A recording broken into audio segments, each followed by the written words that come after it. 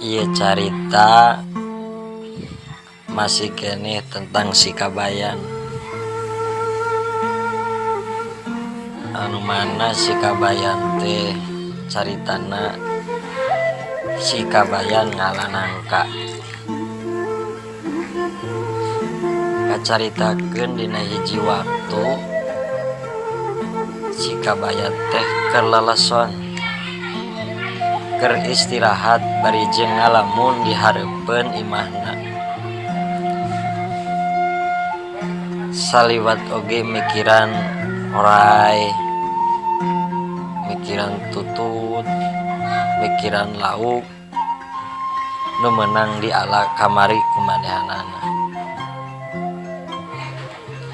Jol dina waktu kelaleson teh si Kabayan teh dideuketan ku mitohana. Kabayan cek mitohan teh, coba pangalakeun nangka pilihan anu kolot, pilihan anu rek asakna ala bawa ka imah.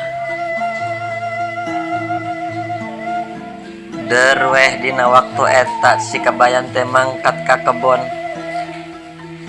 Santos nepi ka kebon, si Kabayan teh ningalian tangkal nangka anu loba jeung leubet buahna. Manehna teh ningalian bari neangan mana ye buah anu geus kolot. Teu pati lila Kabayan ningali aya hiji nangka anu kolot tur gede. Derweh naek si Kabayan teh, derweh diala ngan kusabab eta nangka teh gede, si Kabayan teh geus kabayang moal mantak kuateun ngangkatna eta nangka.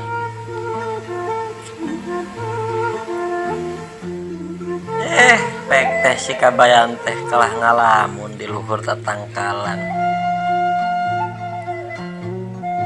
Bet kaluar dina hatena teh, ieu mah hese ieu mah wana moal kaduga kuring mah moal. Si Kabayan teh mikir deui kumaha ieu carana bisa mawa ieu nangka. Bari ngahulang tarik teh eta si Kabayan. Lila si Kabayan teh kalah ningali aya hiji walungan anu leutik bari gede caina, tarik ngocorna. Kusabab kebon teh teu pati jauh jeung eta walungan, eta pinterna si Kabayan. Eta nangka dipalidkeun ku si Kabayan di walungan eta. Bari der teh dipalidkeun, bari ngomong si Kabayan teh, "Jug, balik teh heula, sia teh pan geus gede." Tuluy weh si Kabayan teh balik ka imah. Nangka mah dibawa palid cai nu aya di walungan.